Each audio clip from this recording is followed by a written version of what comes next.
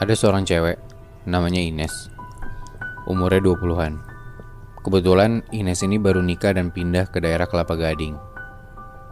Jadi emang Ines tuh cewek yang agak sensitif lah sama keadaan makhluk halus.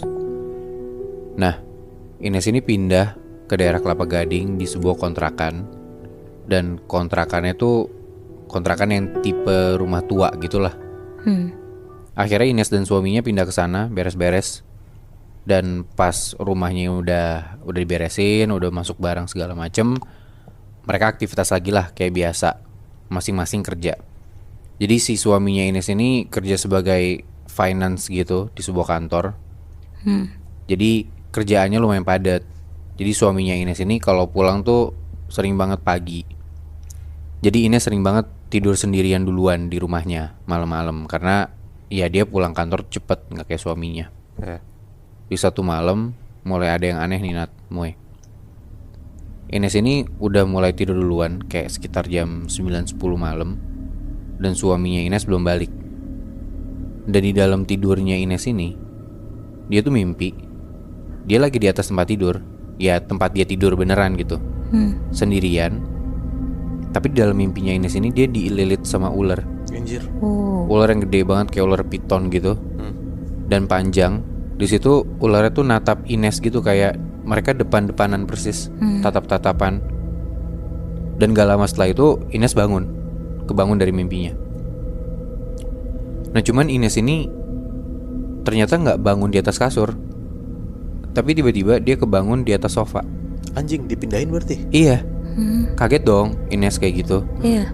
Cuman ya dia gak bisa cerita ke suaminya gara-gara kejadian itu tuh terjadinya setiap suaminya lagi lembur, lagi gak ada di rumah. Jadi gak bisa lah dia cerita tentang ini ke suaminya. Dan suaminya juga ternyata orangnya penakut. Jadi kayak ya kalau misalkan cerita, di samping gak ada solusi yang bisa dikasih, ya cuma bikin masalah doang, bikin beban pikiran suaminya doang gitu loh. Bikin parno juga ya. Sampai puncaknya nih Nat, Moy, si Ines lagi-lagi dia mimpi dililit sama ular. Tapi kali ini posisinya dia tuh mimpi gak di atas kasur. Jadi sebelum-sebelumnya tuh dia mimpi dia dililit ular, tapi posisinya dia di atas kasur. Nah kali ini enggak, dia mimpi dililit sama ular. Cuman di sekitarnya Ines tuh kayak kubangan gitu loh. Ngerti gak sih lo? Kayak dia lagi mimpi dililit ular, cuman di atas kubangan gitu. Dan kubangan ini bukan air, beda, kayak agak bau gitu loh kubangannya. Dan bukan kubangan air biasa, tapi kubangan ini kayak kental-kental, gak jelas gitu loh. Baunya juga gak enak banget. Nah pas Ines bangun, tiba-tiba dia melek. Dia tuh lagi di atas meja makan rumahnya dia.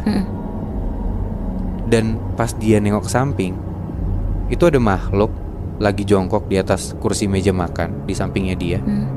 Bentukannya ini gak tahu cewek atau cowok, tapi badannya tuh kurus kecil kayak cuman setinggi anak SMP kali ya.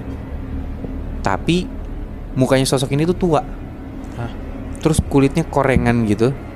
Dan dia natap Ines sambil mulutnya agak kebuka dan ileran gitu. Sampai kayak netes ke mukanya Ines. Dan pas Ines cek mukanya emang rada penuh dengan cairan dari makhluk itu.